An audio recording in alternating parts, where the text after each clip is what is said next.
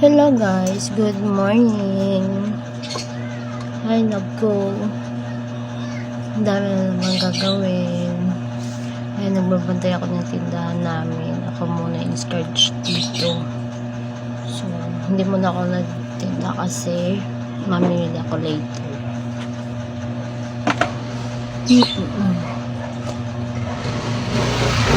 Ayan guys, nabasa ko yung about dun sa kay Maiko and yung minor ata na bata. Hindi ko lang kung minor pa siya eh. Kasi sabi daw kaka-18 lang noong February, noong day ata yun. Ano talaga ngayon ang mga kabataan guys, ibang iba na sila ibang-iba na talaga yung tradisyon ngayon, lalo na pag may mga bagong magulang. Although hindi pa naman talaga ako magulang, but yung iba na naging magulang na ngayon ay medyo na yung mga teens na ibang bata, parang ox na lang sa kanila yung may pagrelasyon sa mga bagay, mga tao na isasabi nila kasi, di ba, yung ibang kabataan, puppy love lang ang kanilang nararamdaman, patala totally pagmamahal sila, kasi hindi pa naman nila talaga nararanasan yung tunay na love or expression. Kasi ako dati sa isang church namin meron siyang pinapanood sa amin kung totoo ba yung nararamdaman mo or true love. Ay, puppy love lang pala. Totoo bang nararamdaman mo o puppy love lang? So, which is, yung iba, lalo na sa mga kabataan na hindi naman talaga nila alam kung paano express yung love to someone na dapat hindi nila binibigay yung best nila doon sa tao, kasi hindi pa naman totally yung true love nila.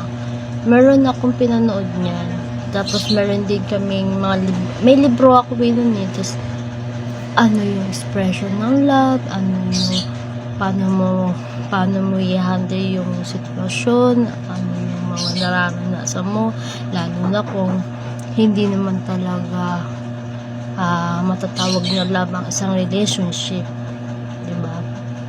Minsan tayo panag-love kasi parang nagiging bulag tayo, lalo na ngayon sa mga kabataan na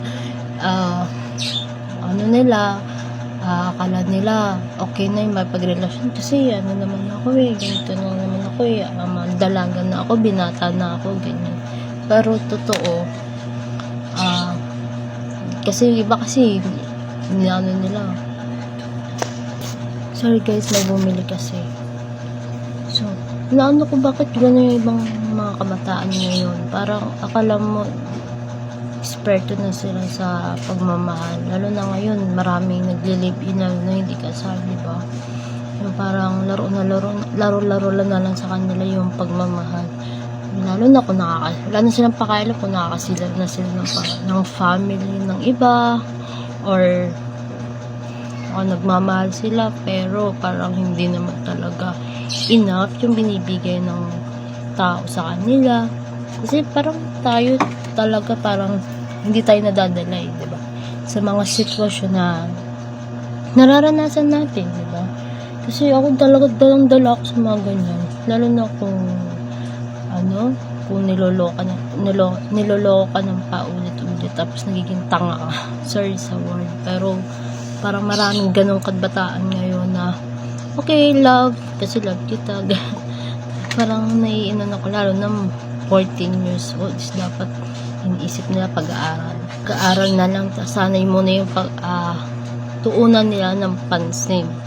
So sa atin kasi parang pag wala kang love ngayon sa panahon ngayon, parang hindi ka nagmamahal ng isang tao, parang wala kang inspirasyon eh. Pero ibang-iba na talaga ngayon guys, hindi tulad dati talaga na gawing mong inspirasyon yung crush mo, gawing mong inspirasyon yung family mo, gawing mong inspirasyon yung nakapaligid sa'yo, or yung mga nag-i-encourage sa'yo. Ngayon, ang ginagawa nilang inspirasyon yung kailangan magmamahal sila ng tao, which is mali, lalo na sa mga kabataan ngayon na nasisira yung kinabukasan nila, hindi binigay ni Lord na tamang panahon, di ba? Kasi mas maraming nasasaktan ngayon kasi ang mga kabataan ngayon ginagawa nilang laro ang pagmamahal, which is mali po yun. So naano ko lang, naawala ako sa mga kabataan ngayon na na parang mas balo na balo sila pag hindi sila nakakapagmahal ng isang tao. Parang laro na lang.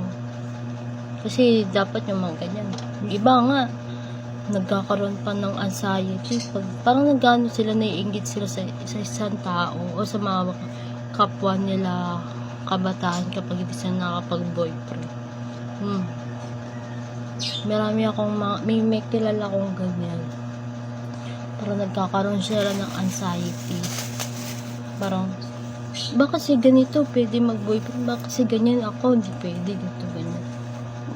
Ay, parang, ayun ko ba, parang, hindi ko nila lahat parang may mga kabataan lang talaga na gano'n na dapat tuunan nila muna yung pansin yung pag-aaral nila, yung family nila, but then, yung una nila yung pagbo-boyfriend nila. Siguro, dahil sa mga kabataan ngayon na andun yung siguro na hinahanap nila sa iba yung pagmamahal nila na dapat sa family lang muna, diba? Yung mga gano'n kasi broken family, ganyan. May times talaga na hindi natin talaga mapipigilan yung parang base lang sa mga nakikita ko, sa mga nakikita ko mga kabataan na hindi naman dapat, diba?